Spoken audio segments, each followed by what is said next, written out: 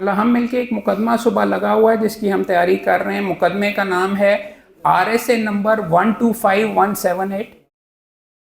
कोई नोट करी जाए साथ। आप भी अपना एक एक कागज़ लगा निकाल लो ना, तो आप अपने हाथ से हैंड राइटिंग से करोगे तो आपको भी समझ आ रही होगी कि किस तरीके से मैं दिमाग कैसे इस्तेमाल कर रहा हूँ तैयारी करने के लिए। ठीक है, RSA का नंबर कोई मुझे बताए क्या था? RSA 125178 of 2017। ठीक है, मैंने नीचे ये टाइप कर लिया।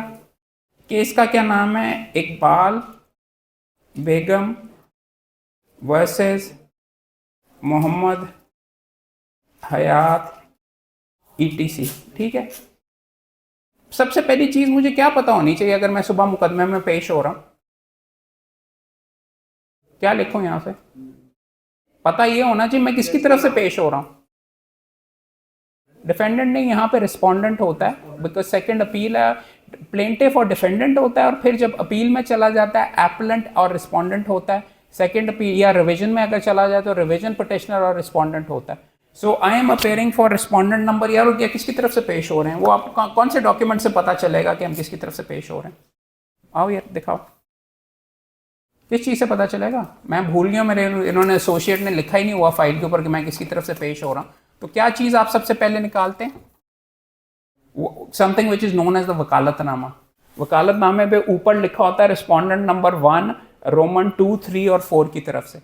सो मैं इनकी तरफ से पेश हो रहा हूँ, तो यहाँ पे मैं लिखूँगा अपेयरिंग फॉर R1 रोमन 2 से लेके 4 तक। ठीक है, ताकि ये पता चले ये एक कागज़ होगा, इसी के ऊपर से आपने बहस करनी है।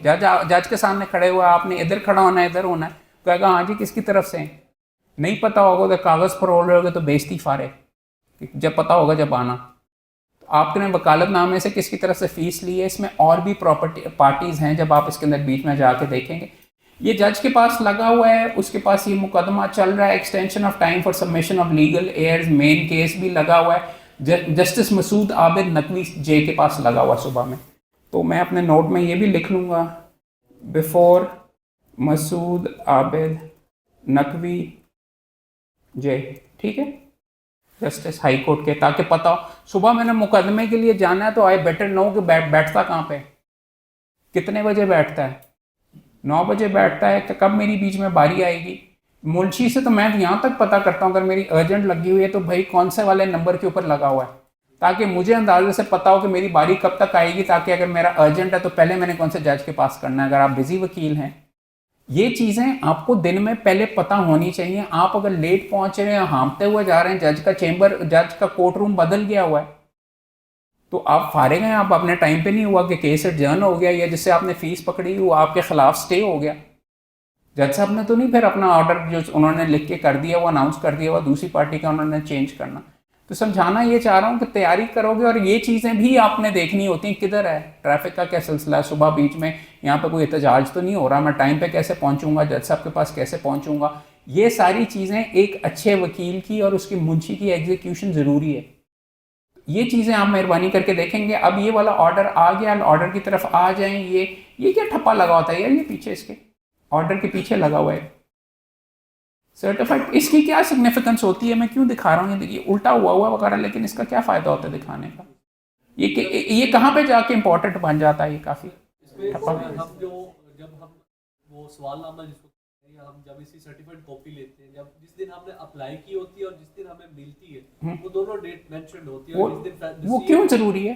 सर वो इसलिए ज़रूरी है क्योंकि टाइम लिमिटेशन के लिए। अगर आपने इसको इस ऑर्डर को या कोई किसी ऑर्डर को भी चैलेंज करना, तो ऑर्डर के पीछे एक ठप्पा लगा होता है जिसके अंदर लिखा होता है ये कि किस तारीख को आपने अप्लाई किया, किस तारीख को आपकी कॉपी तैयार हुई, किस तारीख को आपको मिली। वो किस लिए इंपॉर्टेंट है? क्योंकि लिमिटेशन एक्ट क्या कहता है कि जो टाइम पीरियड कॉपिंग के अंदर लगा वो आपकी लिमिटेशन में नहीं गिना जाएगा। समझने की ये बात है कि आपके जो लिमिटेशन का टाइम होगा उसके लिए मैं आपको सजेस्ट ये भी करूंगा, आपको मैंने पहले भी कहा था, मसूद खटक की आपको जो किताब कह रहा था इंट्रोडक्शन टू लिटिगेशन वाली, फेडरल बुक हाउस की, इसके अंदर उसने एक चैप्टर बनाया हुआ है जिसके अंदर उसने ये ठप्पा बताया हुआ और उसका ये दिखाया हुआ है कि ये जो ठप्पा होता है इससे कैसे कैलकुलेशन कर रहे हैं कि टाइम के अंदर अपील जमा हुई है कि नहीं। मैं अगर इसके खिलाफ पेश हो रहा हूँ तो मैं इसकी जो इम्प्यून जजमेंट का पीछे से ठप्पा पढ़ूंगा, अगर ये बॉर्डर लाइन के ऊपर उसने अप्लाई किया ना कि जी टाइम के अंदर है भी कि नहीं, कॉपिंग में अगर ज़्यादा टाइम लग गए हैं वगैरह, ये लिमिटेशन इस पर लगती है कि नहीं, ये प्रैक्टिकल हो रहे हैं जो कि आपको मैं दिखा रहा हूँ। तो हर जो सर्टिफाइड कॉपी होगी टेस्टेड या डिग्री वगैरह होगी उसके पीछे ये इस तरह करके लगा होगा और उसकी कॉपी कब तैयार हुई, कब मिली, उसका असर मुकदमे की सेहत पे पड़ता है, क्योंकि वो मुकदमे की सेहत के ऊपर लिमिटेशन का के ऊपर असर पड़ता है। तो ये वाली चीज़ पढ़नी आपने सीखनी है। ये मसूद आबिद नकवी साहब के ये उनकी सारे ऑर्डर शीट्स की कॉपीज़ हैं। CM नंबर 2 एक रिस्पॉन्डेंट एप्लेंट नंबर 1 ने बीच में से इसमें छोड़ दिया हुआ है, तो मुझे ये भी पता चलना चाहिए एप्लेंट नंबर 1 हैज़ विथड्रॉन।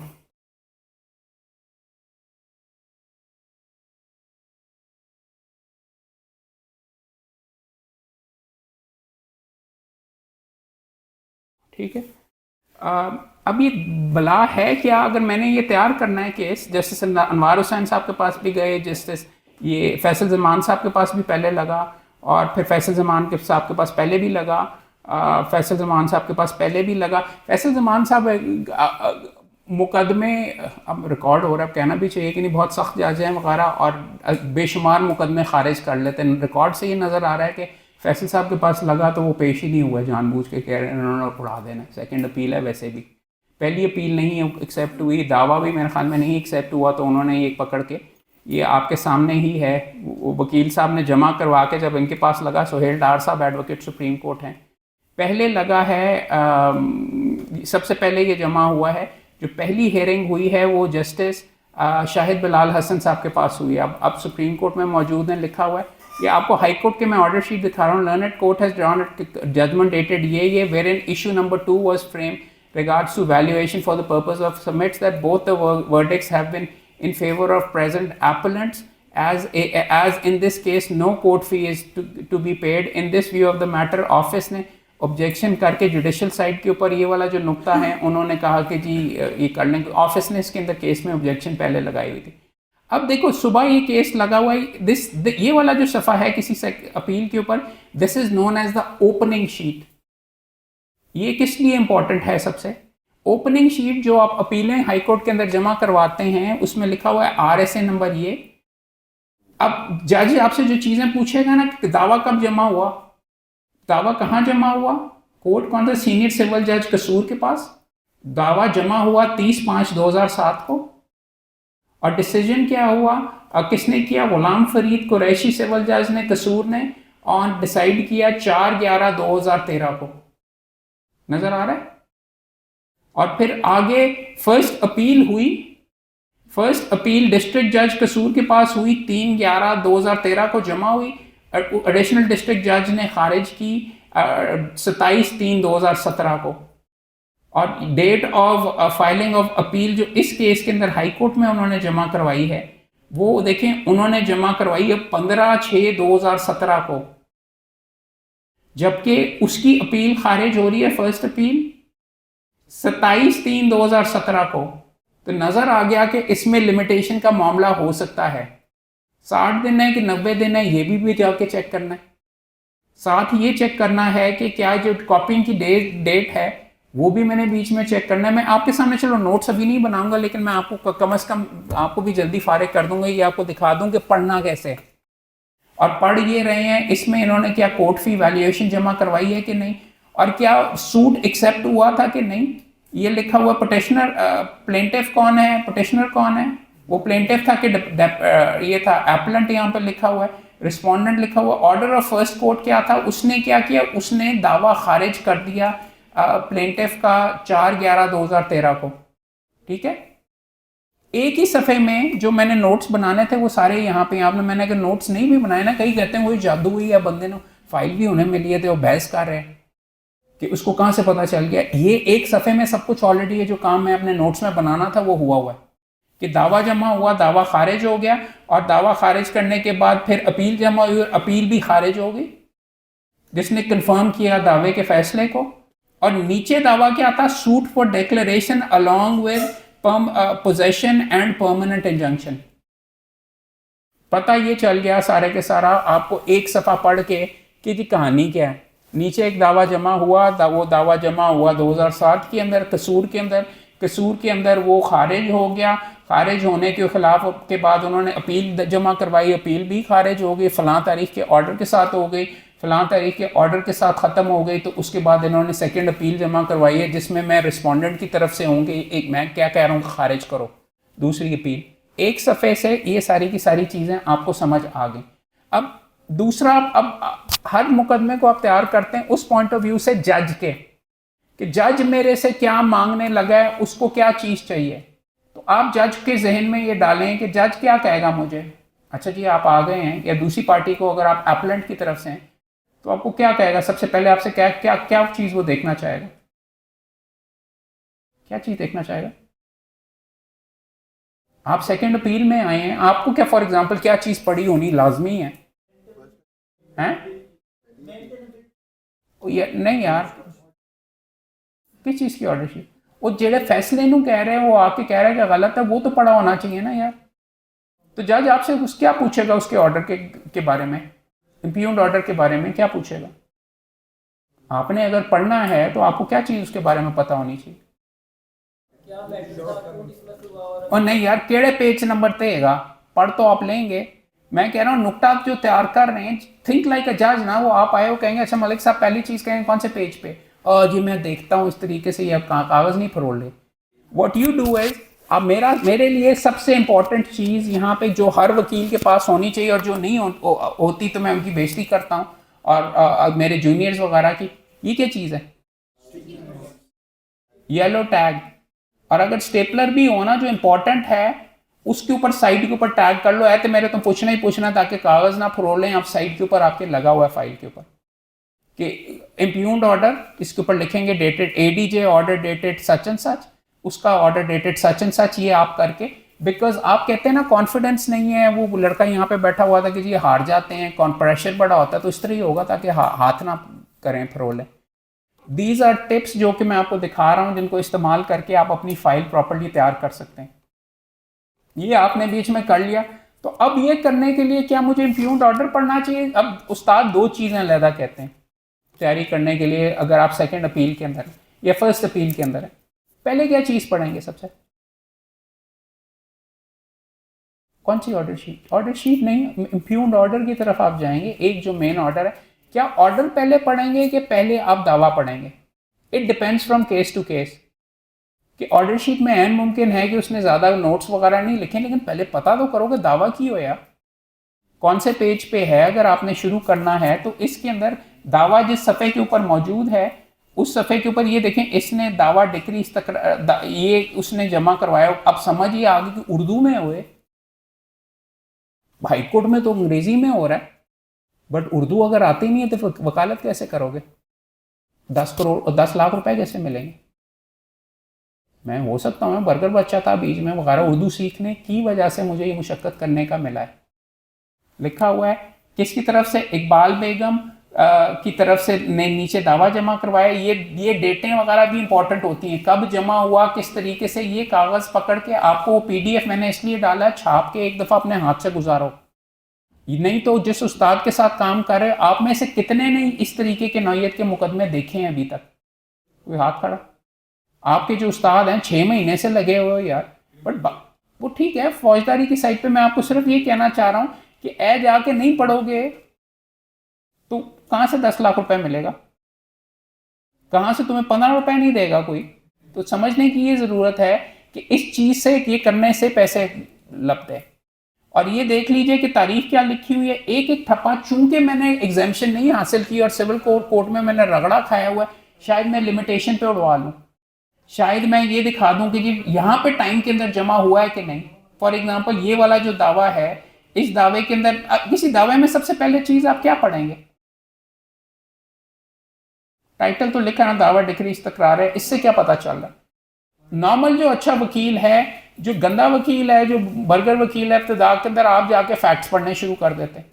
अच्छा वकील या एक जज आपको सबसे पहले कहता है मलिक साहब प्रेयर पे आए, वो मांगदे की हो चाहिदा की है, यहाँ पे लिखा हुआ बहालात बाला इस्तदा है कि बिक्री इस्तकरार हाथ बदी मुद्दा अलैम बहक मुद्दया की अदालत दीवानी कसूर ये देवे कि इंतकाल हिबा जुबानी।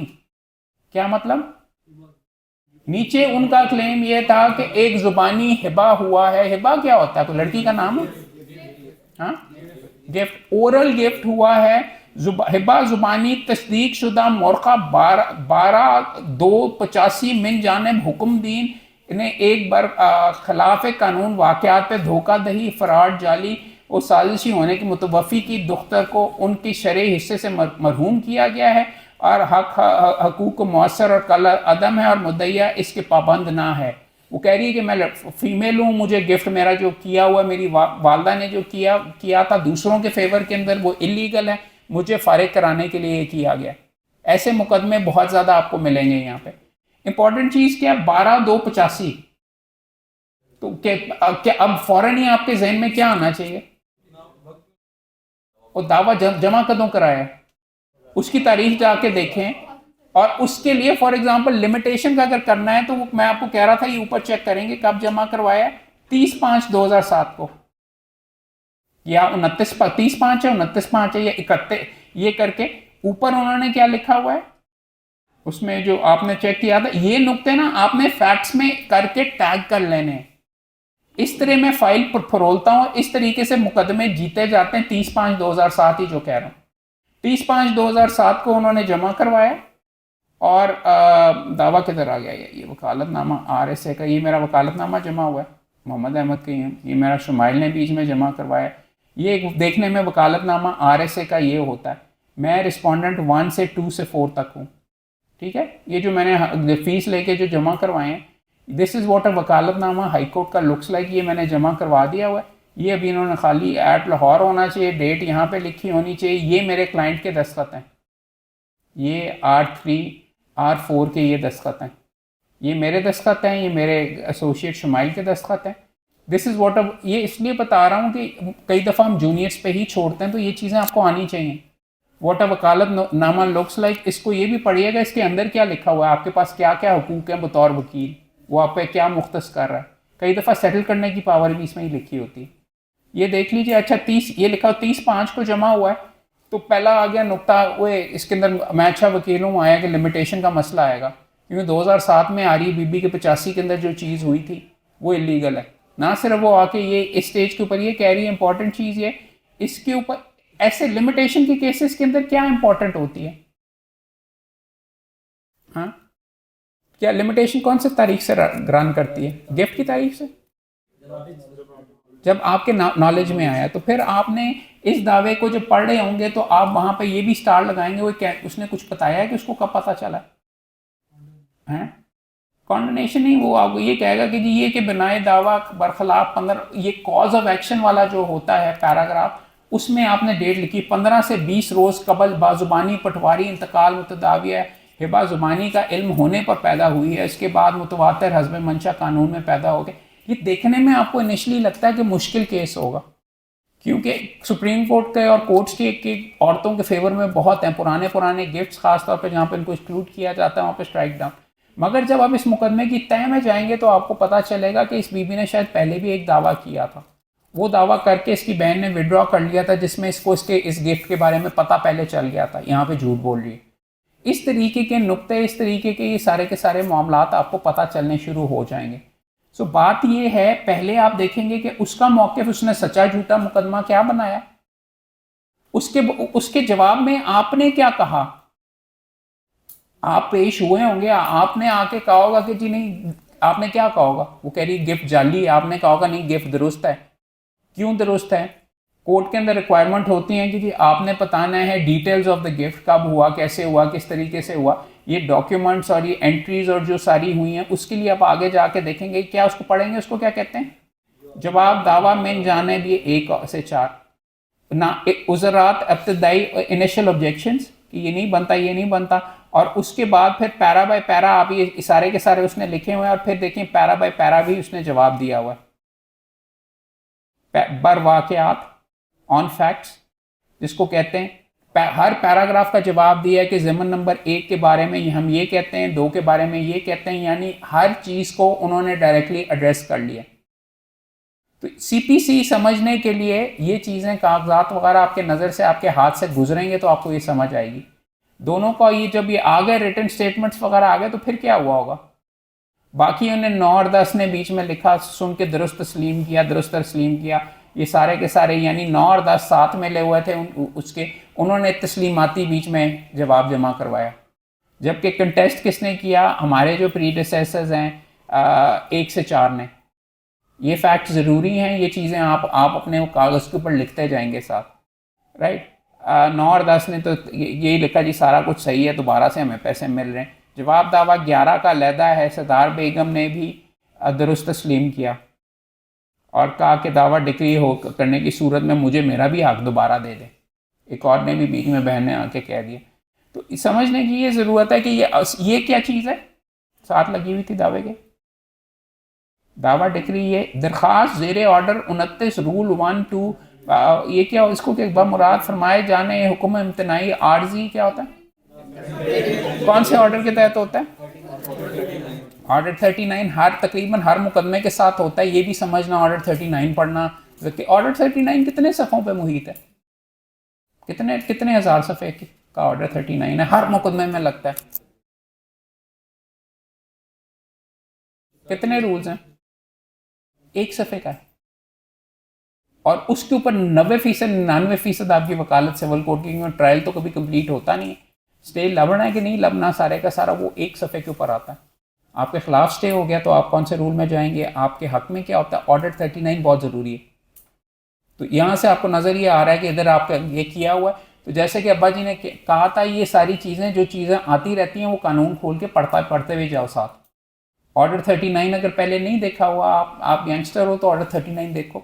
ऑर्डर 39 का भी जवाब आया होगा, ये सारे का सारा करके। उसके बाद क्या होता है यार, बीच में करके जब रिटन स्टेटमेंट आती है तो अमूमन क्या होता है उसके बाद,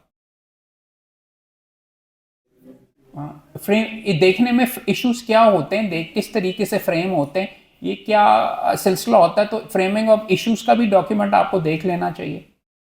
जो जजमेंट्स हैं उनके अंदर किसी में रिप्रोड्यूस किया, ये देखो नहीं किधर है, हाँ ये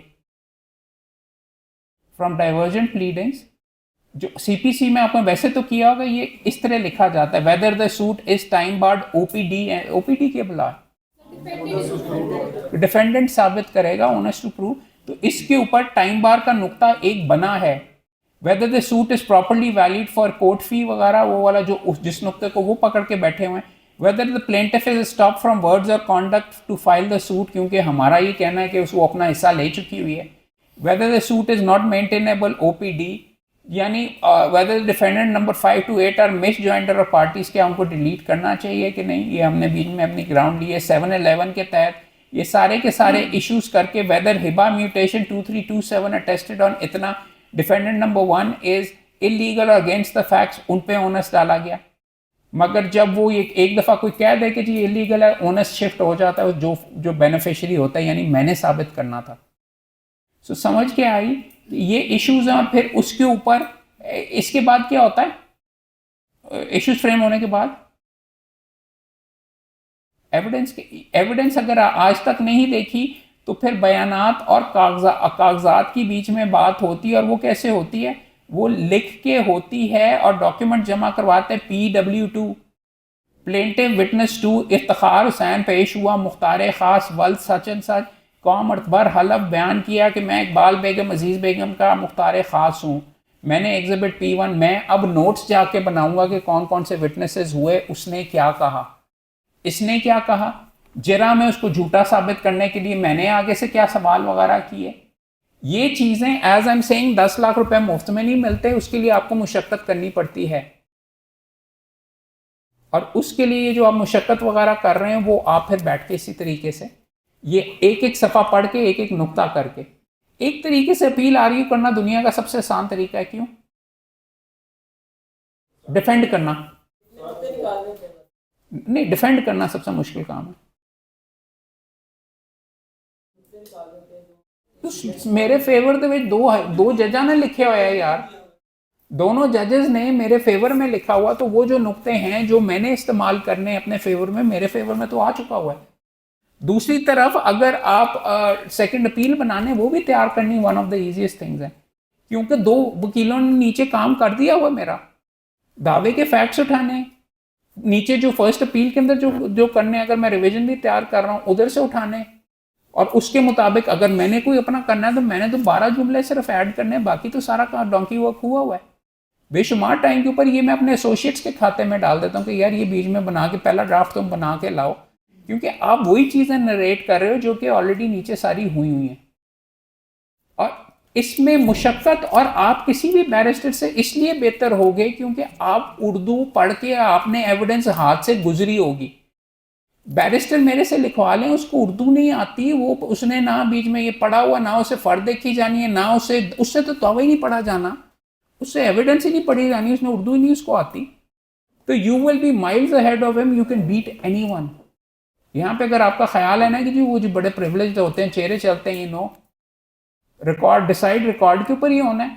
so if you do the homework, if you make the notes, अगर आप एविडेंस सारी पढ़ेंगे, येलो टैग्स इस्तेमाल करेंगे, येलो अंडरलाइन करेंगे, इन्हें इधर क्या आ गया, इसने इधर मान लिया कि मुझे एविडेंस के बारे में, मुझे इसके बारे में उस तारीख के ऊपर पता चल गया था, you will win your case.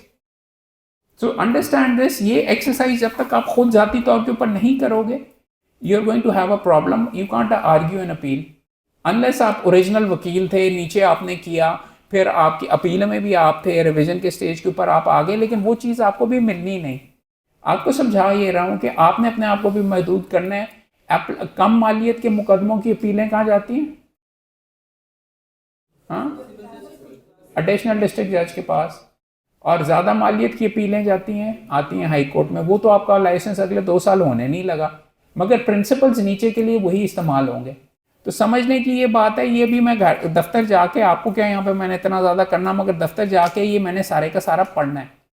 मगर आखिर में जाके ये देखो, ये जो आपको कह रहे थे ना कि साबिक खतूनी नंबर और ये मशरक मगरब, उसकी क्या डिस्क्रिप्शन है, ये ततिम्मा फील्ड बुक के अंदर ये प्रॉपर्टी की जो डिस्क्रिप्शंस हैं, ये देखो नाम अहवाल, ये सारे का सारा कौन है, कौन सी प्रॉपर्टी है, कौन सी तहसील कसूर के अंदर, ये रजिस्ट्रार इसको कहते हैं अखराज महाल, ये सारे के सारा सिचुएशन के बारे में, जिनको फ़र्दें भी कहते हैं, जिनको इंतकाल भी कहते हैं, डेथ सर्टिफिकेट कोई बंदा हुआ है, ये डॉक्यूमेंट सारे हाथ में देख के इतनी अटेंशन टू डिटेल होनी चाहिए।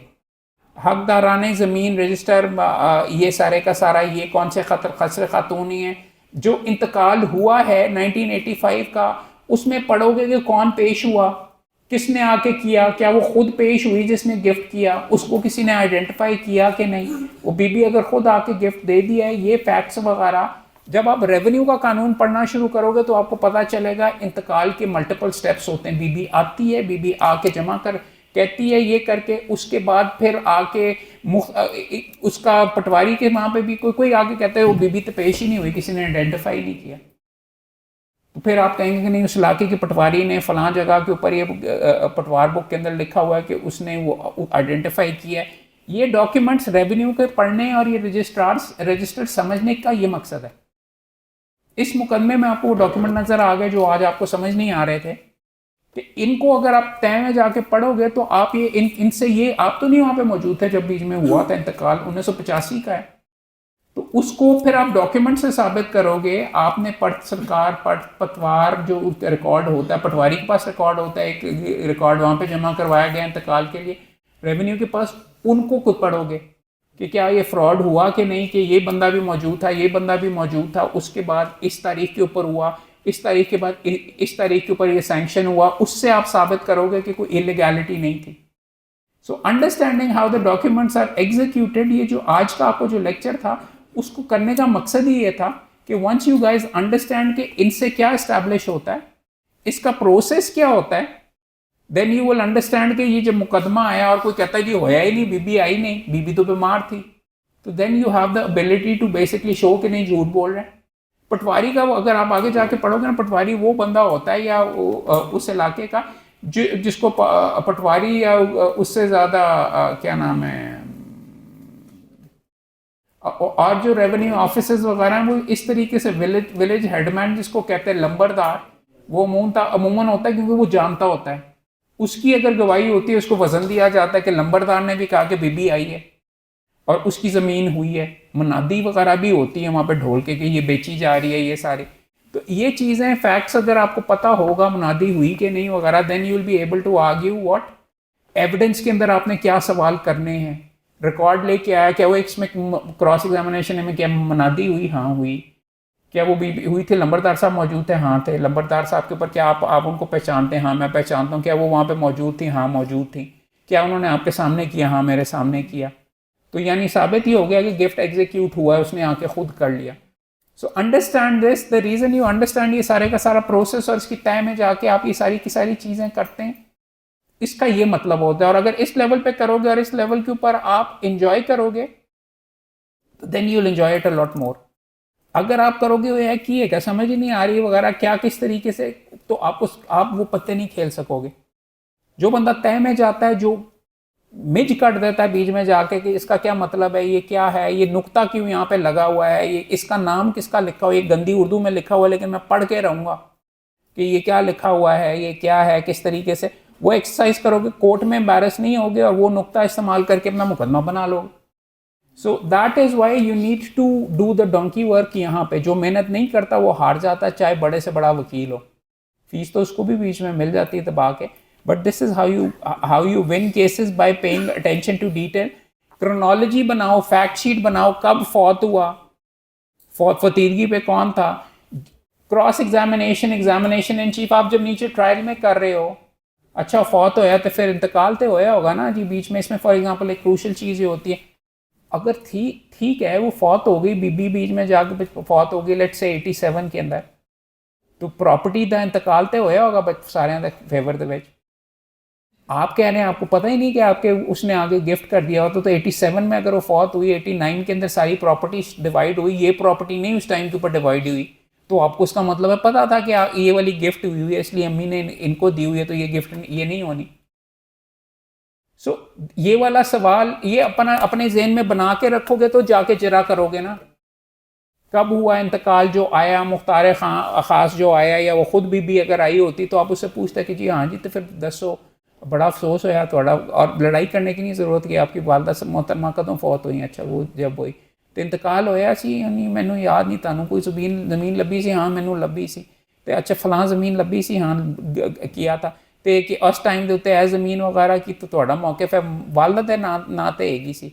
हाँ तो अगर गिफ्ट कर लेता होया सी तो तानू फिर तदों तो पता चल गया ना कि जी थोड़ा ए ज़मीन जी अगे तुसी गिफ्ट हुई है कि ए मैनू क्यों नहीं मेरा हिस्सा मिलिया, बाकी यहाँ तो मिल गया हुआ। So this is how you build a case, this is how you do a जरा। मैं पंजाबी से उससे बात कर रहा हूँ, उसको कंफर्टेबल कर रहा हूँ करने को, तो I can say madam can you tell me ये वगैरह, इस तरीके से सारे का सारा।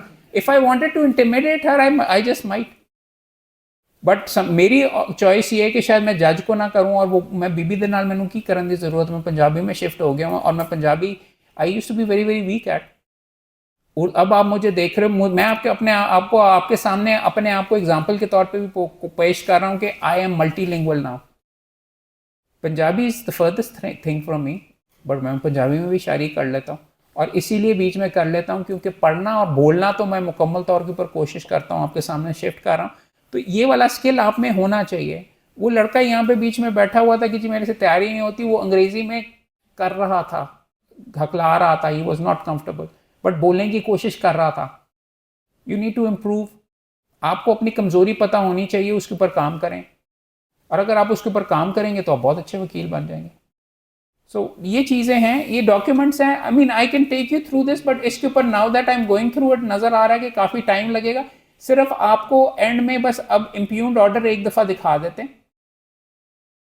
ये जजमेंट जी फॉर एग्जांपल जो आई है सूट की, जो सिविल जज फर्स्ट क्लास के सामने 3 केसेस थे, उसकी ये कंसोलिडेटेड जजमेंट दी है। With this single judgment I intend to decide 3 title suits which were consolidated. Consolidated क्या होता है? इकट्ठा करके एक ही जज के पास उसके लिए ऑर्डर हुआ था। आपसे जज पूछ सकता है कि कंसोलिडेशन का ऑर्डर कब हुआ, कहाँ हुआ, ये देखो ये तारीख भी लिखी हुई है, मैं अपने नोट में ऐड कर लूँगा। और ये करके जज ने अपना फैसला ये इश्यूज पर न बताता है, एविडेंस क्या आई, किस किस बंदे ने, अगर फॉर एग्जांपल आपने लिखना है कि कौन कौन आया, 2-3 तरीके हैं एविडेंस के लिए, आपको जजमेंट में से बेशुमार मवाद मिल जाता है अपने नोट्स बनाने का। यहाँ पे लिखा हुआ है PW1 कौन था special power of attorney, Haidar Ali. Normally जो इश्यूज के बाद फ्रेम होता है ना, जज ब्रीफली लिख देता है कि एविडेंस क्या हुआ। तो अगर मैंने नोट्स बनाने हैं ना अपने सारे के सारे के जी कौन कौन से थे, मैं अपने आप मेरे एसोसिएट है, मैंने कहा यार नोट्स बना के लाओ कि क्या क्या है, PW1 क्या था, कौन से एग्जिबिट्स थे, तो जज यहाँ पे लिख देता है PW1 के तौर पे ये पेश हुआ और उसने ये जाके म्यूटेशन प्रोड्यूस की जो कि एग्जिबिट P1 है, प्लेंटिफ का पहला, उसके साथ साथ म्यूटेशन की कॉपी एग्जिबिट P2। ये सारे नोट्स आपके ऑलरेडी बीच में बनाने के लिए मवाद मौजूद है। So rather than you doing the donkey work, हर जगह के ऊपर जज ने अमूमन एग्जीक्यूट किया होता है। इसका ये मतलब नहीं है कि आप जाके ना पढ़ें, मगर आपके लिए सहूलत की मैं समझा ये रहा हूँ कि जब आप ऊपर के लेवल पे जाते हैं तो बेशुमार डोंकी वर्क आपको किया हुआ नीचे से मिल जाता है, और वो इस्तेमाल करके आप अपना वक्त बचा सकते हैं, ना कि आप ऑर्डर के अंदर सफ़े फरोल रहे हो। अब मैं अपने लड़कों को कहूँगा कि PW1 एग्जिबिट्स को मार्क करो, इसके साथ टैग करके दो ताकि मेरे लिए सहूलत हो, और साथ बाकी जाके ये करो, जो इंपॉर्टेंट डॉक्यूमेंट्स होंगे वहाँ पे मैं स्टेपल भी करवाऊंगा, बिकॉज फाइलों के ऊपर से उतर जाए तो मैं क्या करूँ।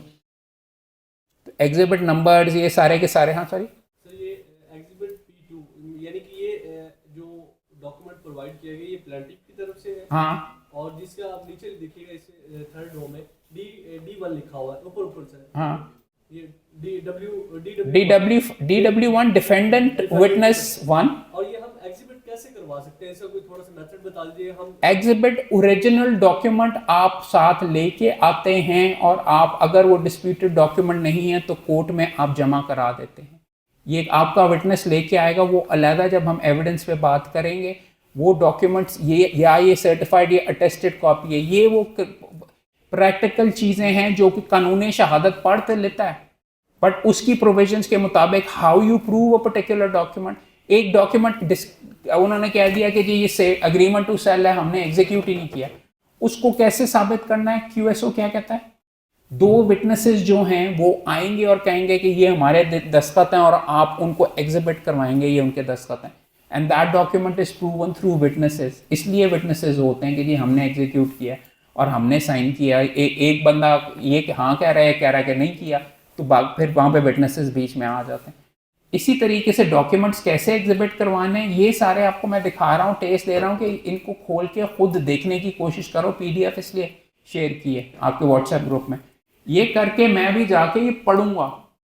ये मैं बैठ के मैंने खैर देख तो लिया, I know what I am going to do, और पहले तो मैं दूसरों को उनके पत्ते दिखाने की कोशिश करूंगा, मगर मुझे नज़र आया है कि जो एडमिटिंग नोट वगैरह था शायद बिलाल हसन साहब का, उन्होंने इसको काफ़ी वजन दिया है। क्या किस नुक्ते के ऊपर मेरे से सवाल किया जाएगा, कोर्ट फीस का उन्होंने वहाँ पे नुक्ता किया हुआ। तो जज के ऑर्डर शीट पढ़ के, आप तो नहीं थे पहले तारीख के ऊपर, लेकिन आपके आने से पहले क्या चीज़ हो चुकी है उससे जज का ज़हन भी पता चल जाता है। नए जज साहब के पास लगा हुआ है मसूद आबिद नकवी साहब के साथ, वो ऑर्डर शीट पढ़ के आएंगे, और अगर उन्होंने डिटेल में डॉक्यूमेंट नहीं देखे तो पिछले जज वाली लाइन को शायद आगे लेके जाएं, तो उसका जवाब निकालना मेरे लिए आज रात ज़रूरी है। लिमिटेशन का करना अलहदा ज़रूरी है। So take a look at these, ये सारे डॉक्यूमेंट्स देखो, एग्जिबिट सारे के सारे साथ लगे हुए हैं। सबसे इंपॉर्टेंट डॉक्यूमेंट मेरे लिए अभी के लिए, और ये देखो ये सारी ऑर्डर शीट, आप मुकदमा हर स्टेज में से कैसे कैसे गुजरता रहा, हैंड रिटन भी होता है या रिटन भी ऑर्डर शीट्स होती हैं। Now I need to basically take a look at, सबसे इंपॉर्टेंट होगा अपील का एपलेट कोर्ट का ऑर्डर, जो लास्ट ऑर्डर है जिसके खिलाफ हम ऊपर गए, उसने क्या कहा है। नॉर्मली बेहतर ऑर्डर एडिशनल नीचे सिविल जज का होता है, क्योंकि वो एक एक चीज़ को डिटेल के अंदर डिस्कस करता है। एपलेट कोर्ट के लिए लाजमी नहीं है कि वो सारे के सारे चीज़ें वगैरह इतनी डिटेल में जाए, वो ये भी कह सकता है कि मैंने नीचे एग्जामिन की हैं और इन ग्राउंड्स के ऊपर ये सही है। ये देखें, ये जो इशू नंबर 1 के ऊपर है, ये आई थिंक एडिशनल का ऑर्डर है शायद, ये देख लो ना, कोर्ट सफदर अली भट्टी एडिशनल डिस्ट्रिक्ट जज कसूर, उन्होंने ये ऑर्डर किया है, और जजमेंट वगैरह। और देखो जैसे जैसे आप पढ़ोगे ना तो आपको समझ ये भी आनी शुरू हो जाएगी कि अगर आपने दावा पढ़ा हुआ है, ये सारी चीज़ें इतनी पढ़ने की ज़रूरत नहीं है। कहाँ से आप पढ़ना शुरू करेंगे, ये फाइंडिंग्स की जहाँ पे उनकी रिकॉर्डिंग होगी, इशू के बारे में क्या, इन व्यू ऑफ द अबव, यहाँ से पैराग्राफ 16 तक अच्छा जो जज होता है आपको कोर्ट के अंदर वो कहेगा पैरा 16 से पढ़ना शुरू करें। 16 में लिखा हुआ इशू 1 के ऊपर onus to prove was on the shoulder of respondent appellant filing suit challenge the mutation, ये जो कि थी 2007 के अंदर जमा करवाया, और उसने लिखा हुआ दावे में कि 15-20 दिन पहले पता चला है, और PW2 ने क्रॉस एग्जामिनेशन में कहा कि वो प्रेजेंट था जब हिबा हुआ था। ये वाला नुक्ता इंपॉर्टेंट है। जज ने जजमेंट के अंदर लिख दिया हुआ है कि PW खुद माना हुआ है कि जब तुम गिफ्ट होया तो फिर अगर आप उस टाइम के ऊपर प्रेजेंट थे तो 12-14 साल के बाद क्यों चैलेंज कर रहे हैं। So stuff like that this you will find all of these notes. ये सनम कह रहा हूँ, समन बनाम गवाह वगैरह, ये जो ऑर्डर्स होते हैं उनकी क्या है। फॉर एग्जांपल इस मुकदमे में किसी की तामील नहीं हुई, ये समन के पीछे, ये समन अगर है उसके पीछे क्या रिपोर्ट लिखी हुई है। अगर सिविल कोर्ट का रगड़ा खाओगे तो पता चलेगा समन क्या चीज़ होती है, उसके ऊपर पीछे रिपोर्ट लिखी होती है। अगर एक तरफा कार्रवाई होती रही या गलत एड्रेस पे भेज दिया है नोटिस, तो मैं उस पार्टी की तरफ से अपील जमा करा सकता हूँ कि इन्होंने जानबूझ के गलत पते के ऊपर गलत तामील करवाई है, तो ये सारा सेटिसाइड कर दें। सो स्टफ लाइक दिस आपको मैं ये समझा रहा हूँ कि चूंकि मैंने सिविल कोर्ट का रगड़ा खाया हुआ है और मैं ये चूंकि रगड़े करता हूँ और मैं आपके सामने बैठ के ये आपको कर रहा हूँ, आप जब तक इतनी डिटेल में काम नहीं करोगे आप अच्छे वकील नहीं बनोगे, आप सतही वकील बनोगे। In order to give you सब डिटेल्स, मुंशी वाला काम जरूर करें। कल परसों उन्होंने मुंशियों ने भी आना है यहाँ पे, आपको मेरे ख्याल में कल शायद आपको उन्होंने लेक्चर देना है या परसों बता रहे थे। सो अंडरस्टैंड दिस कि हर नुक्ते का हर जो सेक्शन है वो आपके लिए अर्निंग का, चेकमेट करने का जरिया है। हर दफा मैं ये बताता हूँ, आप में से लूडो कितनों को खेलनी आती है? सारों को ही लूडो आती है क्योंकि वो सबसे आसान है। उसमें लूडो में कितना कंट्रोल आपका अपना होता है? थोड़ा सा ही होता है। सारा तो ठक करके फेंकते हैं और आपने 4 गीटियां होती हैं, चलानी होती हैं आगे चल के, या कोई ऊपर से आके आपके ऊपर आके कर देता, फिर आपको 0 पे भेज देता, 7-11 की एप्लीकेशन लगा के उड़ा के विला करा देता। हाँ, रौंदी भी होती है वगैरह। आप में से ड्राफ्ट्स कितने बंदों को, चेकर्स कितनों को खेलनी आती है? चेस कितनों को आती है? चेस कम को आती है। वकालत चेस है, जितनी चेस में हर प्यादा अलग डायरेक्शन में चलता है। आपकी बारी होती है, आप अगली मूव करते हैं, आप किसी डाइस के कंट्रोल में नहीं होते। यू कैन प्ले वकालत में, यू कैन प्ले लूडो कि जी मैंने कोई आंदा ही नहीं वगैरह, यूं करके फेंक दिया और आप उस तरीके से वो यार हार गए। अभी तक मुकदमा खत्म हो गया, अभी आपकी 4 गीटियां अंदर ही पड़ी हैं, 6 नहीं आ रहा, right. But you can also play chess. You can attack from the side, you can सज्जी दिखा के खबी मार सकते हैं, यू कैन डू 15 तरीके से।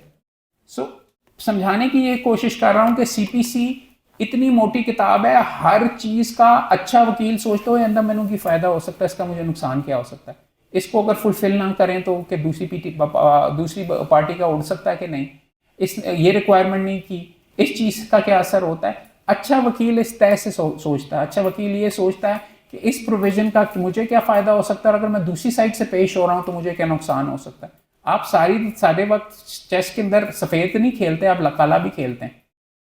काली गीटियाँ भी आपके पास हो सकती हैं, आप डिफेंडेंट की तरफ से भी हो सकते हैं। ये अच्छे वकील वो होते हैं जिनकी ability to think on their feet, और हर जो प्रोविजन सामने आती है आप कहते हैं इसका मुझे क्या फ़ायदा, ये मुझे क्या बता रही है, ये सेक्शन 9 बैंकिंग का जो फाइनेंशियल कानून है, ये मुझे क्या बता रहा है कि मेरे PLA के साथ क्या चीज़ें लगनी है।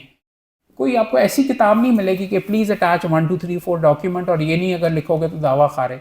मगर आई नो कि सेक्शन 9 की अगर वायलेशन होगी तो उसकी सेक्शन 9(8) के तहत ये दावा ये खारिज मैं करवा सकता हूँ, या मुझे लीव ग्रांट हो सकती है। PLA की क्या रिक्वायरमेंट्स है। So what you need to understand is bar vocational course का मकसद ये है कि आपको वो बचगाना मजमून लिखना और वो वाली चीज़ें करवा के अब सही तरीके का गेमर बनाना है, जिसको रूल्स ऑफ द गेम्स भी पता हो, जो इस्तेमाल करके अपनी जीत सके और दूसरे को हरा सके। If your approach still remains कि मैंने मजमून लिखना है और मुंशी से बनवा के दावा जमा करवाना है, your chances of success are very limited. आप नहीं जीत सकेंगे इतना ज़्यादा केसेस। अगर आपको पता है, you are a more sophisticated बंदा जो गोता मार के इसके अंदर से करता है, that is how you become a good lawyer. So अगर कोई इन चीज़ों के बारे में सवाल है, मेरे ख्याल में ये तैयारी वगैरह तो मैं खुद ही बैठ के करूँगा, और नोट्स वगैरह जो बनाऊँगा वो कल आपको मैं दिखा भी दूँगा। सर अगर इस तरह की उर्दू इम्प्रूव करनी है, इस तरह के हम सिविल कोर्ट्स में इस्तेमाल होती है, लीगल टर्म में बहुत मुश्किल अल्फाज आते हैं, वो किस तरह कोई इसकी बुक उर्दू की कल आपको मैंने रमूज़ वकालत दिखाई थी जो कि उर्दू के अंदर है, उसमें टेक्निकल उर्दू के अंदर भी चीज़ें पढ़ी हैं। दूसरी ये दावाजात पढ़ के तीसरा एविडेंस पढ़ने की कोशिश करोगे, चौथा ये जो 90% मुआहदे हैं प्रॉपर्टी के डॉक्यूमेंट्स पढ़ोगे तो खुद ही ज़ुबान पे चढ़ जाएंगे। रमूज़ वकालत के अंदर एक ऑलरेडी किताब पढ़ी हुई, रमूज़ वकालत में एक डिक्शनरी का पोर्शन भी है जहाँ पे कानूनी टर्म्स वगैरह उर्दू के अंदर और अंग्रेज़ी की ट्रांसलेशन की भी मौजूद है। एक और भी मैडम है, उनको मैं शायद इनवाइट करूँगा यहाँ पे, उन्होंने किताब लिखी हुई है कचहरी की ज़ुबान, ये कचहरी की उर्दू की एक डिक्शनरी उसने बनाई हुई है। इस तरीके की भी किताबें मौजूद हैं, वो आप एग्जामिन करेंगे। बट यार ये चीज़ें करने से आती हैं। अपने मुंशी के साथ अगर बना के नहीं रखोगे तो वो तुम्हें एक्सप्लेन नहीं करेगा। अपने सीनियर के साथ बना के नहीं रखोगे, अपने से 1 साल आगे या 2 साल आगे जो हैं वो आप अपने चेंबर में नहीं बना के रखोगे तो आप फारिग हो, वो आपकी मदद नहीं करेंगे। आप बना के रखोगे, अच्छे अंदाज के अंदर रखोगे, मुंशी को खुश रखोगे, वो कई दफ़ा आपके उस्ताद से ज़्यादा इंपॉर्टेंट होता है। ये करना कि वो आपके अछूत है या आपसे नीचे है या आपका वो, ये नहीं करना। अब मुंशी से बना के रखोगे, वो सस्ते वाले मुकदमे आपकी तरफ रजू कर देगा। मुंशी से बना के रखोगे तो वो आपको टाइम मुकदमे के लिए बुलवा भी लेगा। अगर आपकी हाजिरी होगी, अपने उस्ताद का आप काम ये एग्जीक्यूट प्रॉपर्ली करते रहोगे। अगर आप बार बार आके मेरे से पूछते रहोगे कि मोहम्मद साहब ये क्या लिखा हुआ है वगैरह, तो मैं आपको कहूँगा कि मैं फंस गया आपस में, आपको बीच में फ़ाइल पकड़ा के। You have to become independent और try to learn it yourself. अब ये मुश्किल है, मगर जब ज़्यादा पढ़ोगे तो रवानी आ जाती है, कोई मसला ही नहीं है। और मेरे जैसा अगर बर्गर कर सकता है तो कोई भी कर सकता है।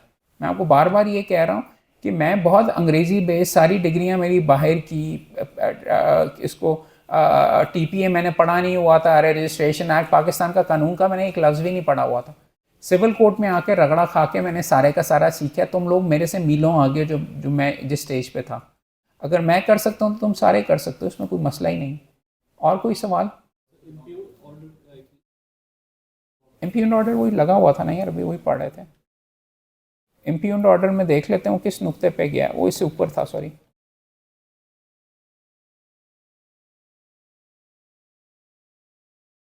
ये इनसे नोटिस से पहले ही था ना, अभी देख रहे थे। समन ये है यार, ये देख लो एंड में करके, as a result of my finding of the above issues appeal in hand is dismissed.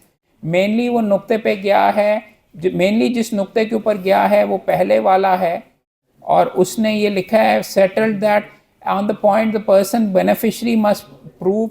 यहाँ पे उसने कहा है कि जी ये अपना गिफ्ट प्रूव कर चुके हैं, क्योंकि एग्जिबिट D3 पेश हुआ है जिसमें सैंक्शनिंग हुई है, उसमें सिग्नेचर्स एडमिट किए हैं फलां बंदों ने। मोहम्मद फ़ारूक हल्का पटवारी DW1 के तौर पे हुआ है। रोज़नामचा वाक़याती पटवारी का जो था रिकॉर्ड के, जिसमें लिखा हुआ है कोई ये आया, मैंने ये किया, सारा उसके बारे में उसने लिखा हुआ है। उसमें नज़र आ रहा रपट नंबर 47 के अंदर लिखा हुआ है कि थंब इम्प्रेशन भी लगा हुआ है, हुक्मदीन का भी और मोहम्मद हयात का भी। तो मैं ये कह रहा हूँ कि ये जो आज रेवेन्यू में पढ़ रहे थे ना, इसके ऊपर देखो मुकदमा जीता जा रहा है। आपको तो पता ही नहीं बीच में कि हल्का ये इसको कहते हैं रपट क्या होती है, हल्का पटवारी क्या होता है, उसका इलाके के साथ मैं आपको दिखा रहा हूँ कि मुझे चूँकि पता था कि मैकेनिज्म क्या है, या इस वकील को पता था करने का, तो जज ने उसके ऊपर कहा कि नहीं यार, जज भी वहाँ पे मौजूद नहीं था लेकिन वहाँ पे हल्का पटवारी था, उसने आके कहा कि ये सही है, वहाँ पे अंगूठे लगे हुए, उसने ये अंगूठे इन्होंने दिखाए, अंगूठे सही हैं। DW2 ने कहा tested copy of mutation, record keeper है उसने ये बीच में किए। बशीर अहमद जो पटवारी था उसका सेड हल्के का, उसने time of writing appeared as DW3, और उसने कहा कि रपट नंबर 35 मेरे सामने कि मेरी हैंड राइटिंग में हुई है। उससे सवाल किया गया कि हाँ मैंने की हुई थी, उसको याद तो नहीं होगा कि हाँ मेरी है हैंड राइटिंग में। Perusal shows that the entire proceedings of the attestation of what was conducted in accordance with law and established responsible revenue officers, उन्होंने आके माना है। सो आप जो ये कह रहे थे, ये उन्होंने take look at how good the job नीचे वाले वकील ने किया है। उसने इन हर बंदे को बुलवाना आपका काम है। क्लाइंट को तो नहीं पता ना मैंने कौन से विटनेसेस मंगवाने, एनओवी बुलवाना है, एनओवी बनाना, वो लिस्ट ऑफ विटनेसेस में उनका नाम टाइम के ऊपर आपने दिया तो वो आएंगे। कोर्ट के जरिए बुलवाया, उनको बताया आपने कि ये वाली ये कागज तूने साथ लेके आने, तो वो लेके आएंगे। फिर आपने उन पे जरा की। बात ये है कि ये एक चेन है जो आपने किसी के गले फंदा जो डालना है, उसमें एक लिंक भी वीक है, आपने फलां दस्तखत नहीं साबित किया, लिंक टूट गया, विल है, फंदे के साथ ही वो रस्सा लेके आपका चला जाएगा वहां से। But if you want to win, please appreciate the beauty of what this man has done और अंडरस्टैंड कि एविडेंस क्यों होती है। एम शुगल के लिए नहीं, आपने एक इमारत बनानी है, उसकी आप ईंटें लगा रहे हैं, इसको इसलिए, इसको इसके लिए, और इसको बना के आपने एक इमारत बनाई, और जजमेंट में उस वकील की खूबसूरती चेक करो। कसूर के अंदर उसने एक दावा साबित करने के लिए ये किया, दोनों आपस में लड़ रहे हैं, look at what he did, look at the game behind the game, behind the order. ये चीजें करके आपको समझ आएगी कि ओए, मैंने अगर बीच में साबित करना है एक प्रॉपर्टी को, तो मैं इसको भी बुलवाऊंगा, इसको भी बुलवाऊंगा, ये डॉक्यूमेंट भी करूंगा, इसको बुलवाऊंगा, इससे ये कहलवाऊंगा, इससे ये कहलवाऊंगा, इससे ये कहलवाऊंगा, फिर होगा। Otherwise you are not going to find out about it. Understand this कि ये जो जजमेंट्स हैं, आप इस पॉइंट ऑफ व्यू से पढ़ें तो इससे मैं क्या सीख रहा हूं। It's not just the end result की गिफ्ट साबित हो गया, it is the process that he followed, और जिसको दो जजेस ने ठप्पा लगाया और उन्होंने कहा बिल्कुल ठीक है। उसने क्या मेहनत की, क्या कागज दिखाए, क्या साबित हुए, उस कागज से क्या साबित होता है, उस बंदे ने क्या पता किया, ये चीजें अगर आप इतनी डिटेल में जाके देखोगे ना, तब आप बहुत अच्छे वकील बनोगे, कोई आपके पास भी नहीं फड़क सकेगा। अगर आप ऐसी डिटेल में नहीं जाओगे, अगर पटवारी मार गया होता तो क्या करते, किससे साबित करवाते उसके। These questions need to come up in your head, और once you take a look at this, तो फिर आपको समझ आएगी। अदरवाइज तो यहाँ पे बहुत आसान है कि मैं आपको भी इसलिए बाद में इसलिए बिठाया हुआ है कि इस लेवल पे आओ। उस लेक्चर के बाद तो आपको कख नहीं बीच में पता चलेगा। और बार वोकेशनल कोर्स में हम लेक्चर नहीं हमने दिलवाने, माजरत के साथ। बार वोकेशनल कोर्स के अंदर हमने आपका दिमाग खोलना है और आपको गेमर बनाना है, करते कैसे हैं।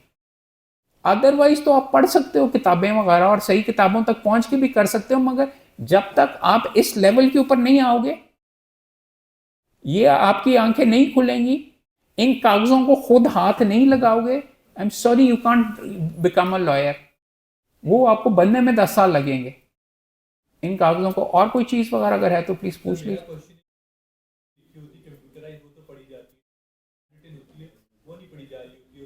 मैं अगर पढ़ सकता हूं तो आप भी पढ़ें। मैं अगर कोशिश करो, लगे रहो। तुम्हारे ख्याल में रात के 3 बजे तक मैं टकरे मार के ये क्या लिखा हुआ है अंदाजे से वो आपकी जुबान के ऊपर चढ़ जाता है। वहां पे मैंने आपको यही कहा ना कि मुंशी आपके फिर पढ़ देते हैं। आप अपने बंदे जो पुराने हैं वहां पे जाके आप मदद हासिल करें। सारी चीज वो आपकी नहीं, या एक ऑप्शन होता है, अगर नहीं है, ज्यादा ही बर्गर हो तो जाओ बीच में बेटर कॉपी बनाने के लिए पैसे दो और किसी से बेटर कॉपी बनवा लो।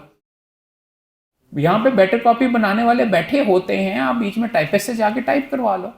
सुप्रीम कोर्ट में, हाई कोर्ट में जो हम जमा करवाते हैं उनमें बेटर कॉपी साथ लगती हैं अगर नहीं पढ़ा जा रहा। बट ये ना, इसीलिए तो आपको 60 दिन और 90 दिन और 30 दिन वगैरह दिए हुए हैं कि अपील जमा करवाने के लिए कि ये चीज़ें वगैरह जो हैं आप करें। बट फिर ये है कि मुशक्कत करनी पड़ेगी। तुमने अगर देखा इन योर एक दिन पहले पढ़ने की कोशिश करे और समझ नहीं आ रही तो मसला है। अगर जिस वक्त आया क्लाइंट से उसने मुकदमा दे दिया या आपने पढ़ना शुरू किया, डिटेल में जाके करो। मैं अगर पढ़ सकता हूं तो आप पढ़ सकते हो, नॉट एक्सेप्टेबल। फिर ठीक है, नहीं तो अगर 2 लफ्जों के ऊपर ही अगर जाके अड़ जाता तो ठीक है, वकालत छोड़ो, जाओ कुछ और करो।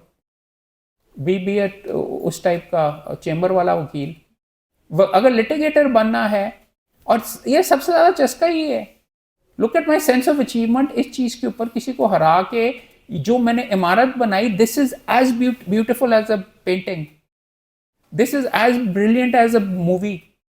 प्लॉट भी है, पूरा सारे का सारा है, आपने सीन दर सीन बना के आपने पूरी कहानी तख्लीक की है और उसके अंदर रंग अब भर के कर लिया। अब अगर if you fail then trouble shooting होगी कि जी वो आपका बंदा मर गया या आपका आया नहीं, विटनेस मुकर गया, उसको कैसे तोड़ना है।